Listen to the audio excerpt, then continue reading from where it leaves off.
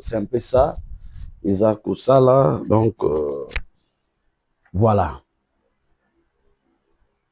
Kafuti télévision, ndenge to ebisaka bino, ezali chaîne oyo ebisaka bino vérité, ezali chaîne oyo ekotikala kaka mpona koloba vérité na bino, mpona kodiffuser ba vérité na bino. Donc toza na vérité mosusu te, toza na eloko mosusu akosala te, rien que la vérité. Et te jura devant vous, devant Dieu, que Kafuti télévision, rien que la vérité. Vous s'abonner, vous partager ma émission na biso, vous liker ma émission na biso. En tout cas, tu en as besoin de chaîne Oyo et comme chaîne mon aime na RDC. Et comme une société qui engagé partout. Donc pour que tu comme on a essayé na bino pour appuyer yango. Pour appuyer yango, bana poto, bolanda biso, partout bana Bukavu, hein, na aéroport ya Kavumu. Bana ya este nyonso to pesi bino mbote parce que to mona port na bino na chaîne na bino Kafuti télévision. Ba information ya ba wazalendo ya ba FARDC à partir ya Nord Kivu aussi Kivu to ko zwango à temps réel. Voilà, collaboration on a dit que ça la chaîne oyo mata. Sans vous Kafuti ne va pas exister.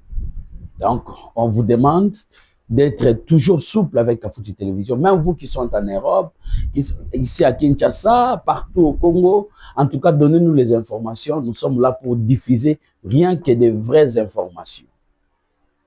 Les autres kolobela muke makambo ekoleka na ministère à budget. Tomoni ba journaliste, tomoni ba to ba réseaux sociaux. Ko diffuser ba éléments, ba lobby le VP Adolphe Monzito, à ça de permutation, à bâtir bateau à grade, sur base de tribalisme, à tchekaka bateau ya province naye, à tcheba les amis d'Adolphe Monzito. Et il y a des journalistes qui ont un journaliste. Nous avons des journalistes parce que quelqu'un qui vient diffuser des informations sans vérifier, il n'est pas journaliste parce qu'un journaliste, c'est lui qui cherche l'information, qui traite l'information et qui diffuse l'information. Mais quand toi, tu diffuses des informations sans vérifier, sans traiter, mais tu n'es pas un journaliste. Mais Nalingina tia batu au parfait sur dossier wana. Adolphe Monzito n'a jamais fait la mise en place de l'administration. Le jour où Adolphe Monzito a eu pouvoir comme ministre à budget, à coup la table n'est déjà mise en place. Et il ne pouvait pas évoluer. Il a appelé le secrétaire général de l'administration. C'est le secrétaire général qui lui dit que Biloko Oyo, le ministre sortant Salinga n'a évité. De Monzito à lobby, ngai na osimba makambo te, traiter makambo yo moko.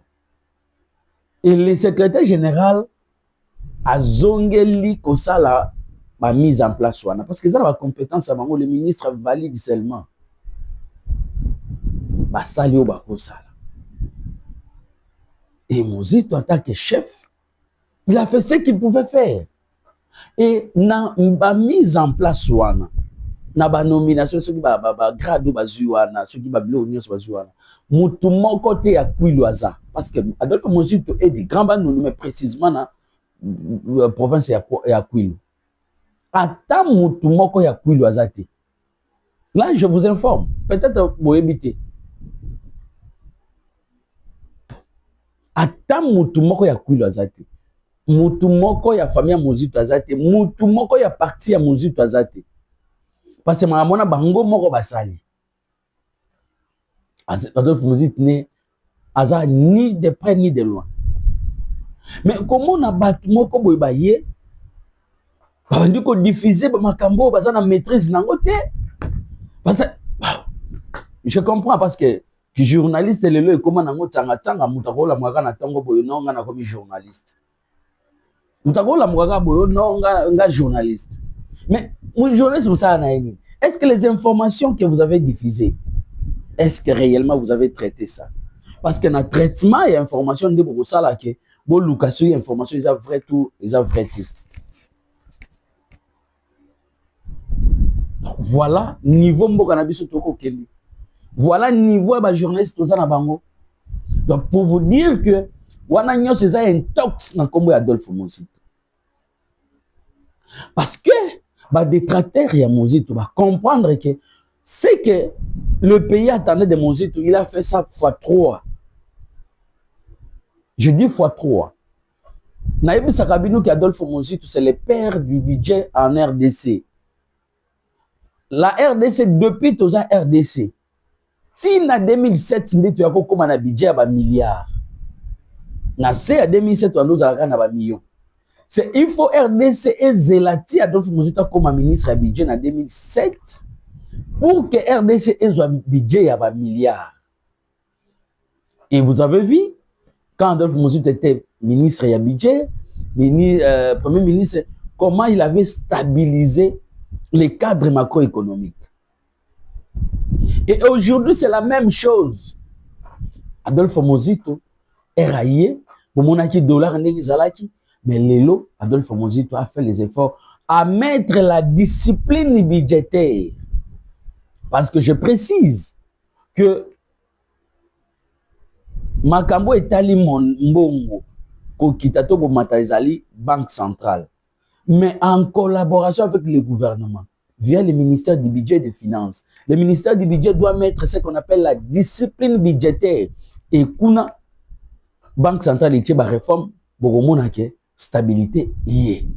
C'est ça que Adolphe Muzito est en train de faire. Adolphe Muzito place au bateau banga ba ressources propres à 9 milliards. Adolphe Muzito dit biso toko kenditina 12 milliards et tokei. Alobi mais toko kokate alobi toko koka. Voilà des réformes pour que toi atteindre l'objectif nabiso.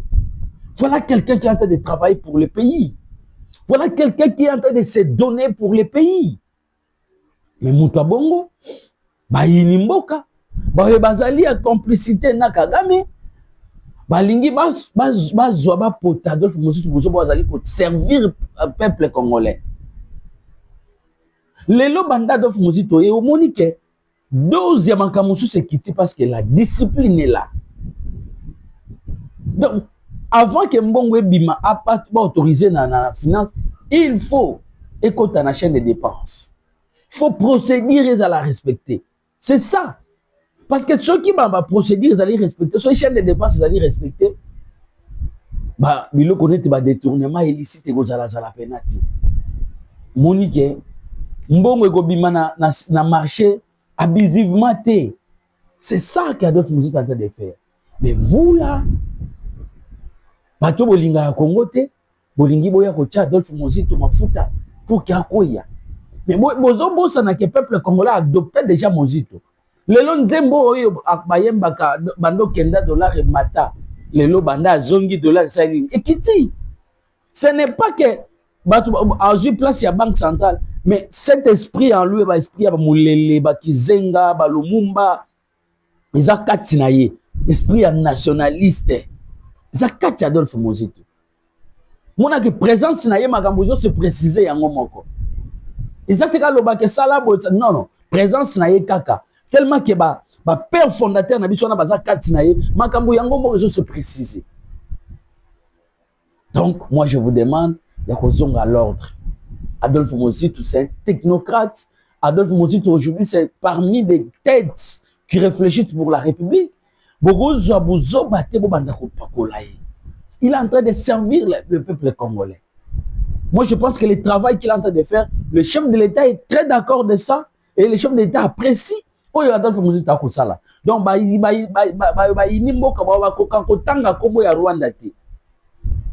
c'est Kagame qui nous agresse. Lelo, parce que Adolphe Muzito a tanga Rwanda, non, faut que Adolphe Muzito. Mais le peuple congolais a lobby à Kabinoté.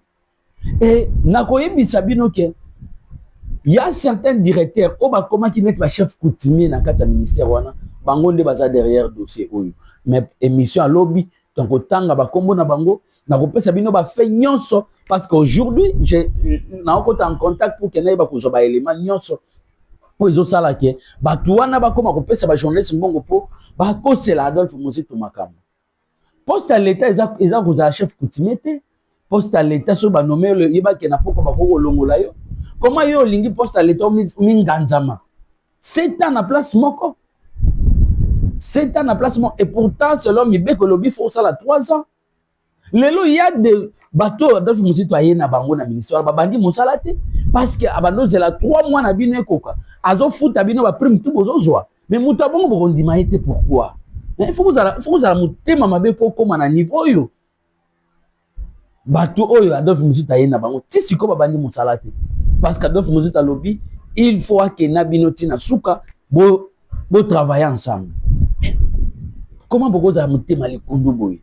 Donc, peuple congolais, tout ce qui sera Adolphe Muzito, ce sont des cabales montés par certains directeurs. Comment il va chef coutumier na ministère et na ministère ya budget et lingi te ba toucher bango. Ba toucher bango, ba komiko ngaye simba elo. Non, wana ezali mosala ya l'État.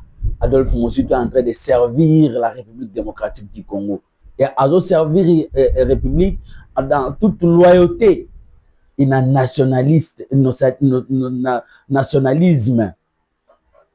Donc voilà ce que moi je peux vous dire par rapport au dossier.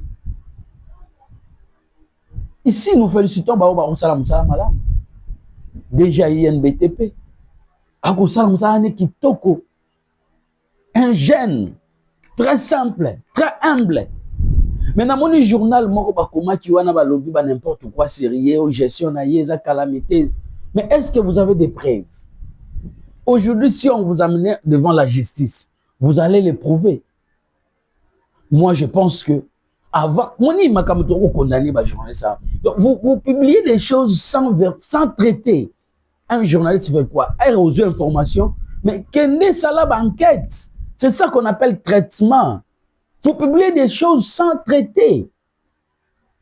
Et pourtant, aujourd'hui, si on peut citer le meilleur DG des universités en République démocratique du Congo, en tout cas, Cédric Mounienze, parmi les 2 premiers. Parce que tout le monde dit gestion orthodoxe dans la INBTP. Ils ont géré l'argent au président, c'est pour ça qu'ils pour la réhabilitation. Parce que vous voyez qu'il y a 1000 francs et bungi. Il y a une gestion calamiteuse. Quelle gestion calamiteuse? Quelle gestion? Donc, moi, je vous demande de vérifier l'information, vous, les journalistes. Avant de publier quelque chose, il faut toujours traiter cette information. Quand vous publiez comme ça, écrivez bien vos problèmes. Écrivez bien vos problèmes. Donc, bozo salango nanko. Les journalistes vont commencer à nanko. A publié pour les 48 heures, il y a droit de réponse. Donc, comment ça la encore? Parce que sur les 48 heures, il y a autant. Non. Non. Bon, traiter l'information. Donc, Cédric Mounienze, Azamoto, Oyo, Amemi, INBTP, Nanzela, Yamalam. Gestion, gestion catholique, orthodoxe. D'accord, comité de gestion, d'accord, et prof INBTP, assistant, CT, corps académique, très content de la gestion de cette communauté. Donc, il y a des informations locales qui sont publiées, Italien. Et tu peux chiter, les gouverneurs militaires à Ituri, c'est quelqu'un qui a sous doute la gestion de la gestion. Monique état de siège le na Ituri et fouti place au mandou qui banda ko beta le comité de développement pour monaki semaine passée a que lancé ba route de dessert agricole na et relié territoire ya Irumu na territoire ya Djougou d'ici ko batondo komate mais lelo bato akomba société kitiwana. Donc voilà mon salabi to kolinga. Donc la vision du chef de l'État na Ituri est incarnée par les commandants des opérations Ouazali Johnny Luboya, akosala musala na ye sans problème, kitoko, biso toko encourager, ba inimboka, ba yebazaka wana pona koloba mabe, ba yebazali wana pona kosala mabe, biso toko soutenir Johnny Luboya. C'est pourquoi na yebisa bino ke makambo Johnny Luboya na ndoloba su mingi te, mais botalaka yango. Nazo lakisa bino cérémonie esalemaki pona ko lancer ba travaux ya nzela il y a des dessert agricole pour que ba produise kolona manakati ya ba territoire wana na ba fin fond et ba kozana facilité pour bima et mouvement sur le plan économique et ba kosalema. Voilà un bon leader Johnny Luboya, qui est en train de réaliser la vision du chef de l'État à Ituri. En tout cas, c'est quelque chose à encourager. Je vous laisse suivre ça et on se retrouve demain pour un autre numéro. Merci. La cérémonie a eu lieu devant la notabilité de la chefferie des Andisoma, Basili Walendu Binti et Bahema Nord, aux côtés de leurs administrateurs respectifs. Le représentant de l'entreprise Germain Construction ayant gagné le marché a promis achever les 99 km qui vont faciliter les échanges commerciaux des produits de première nécessité dans 5 mois. L'entreprise promet des remises et des achèvements des travaux dans les délais de 5 mois, tout en respectant les normes et les règles de l'art. Le coordonnateur provincial du projet de stabilisation de l'Est de la RDC a loué significativement l'accompagnement du lieutenant-général Luboya Nkasha Majoni. Nous allons devoir réhabiliter dans l'ensemble en province de l'Ituri plus de 375 km de routes de dessert agricole, améliorant la fluidité entre les centres commerciaux miniers et les zones de production agricoles, améliorant aussi, Excellence, la cohésion que vous avez lancée en province. Occasion pour les commandants des opérations et gouvernants militaires de l'Ituri d'inviter les Ituriens à désarmer leur cœur en capitalisant ces genres de projets qui consolident la paix et le développement, un souhait ardent du président de la République Félix Antoine Tshisekedi Tshilombo.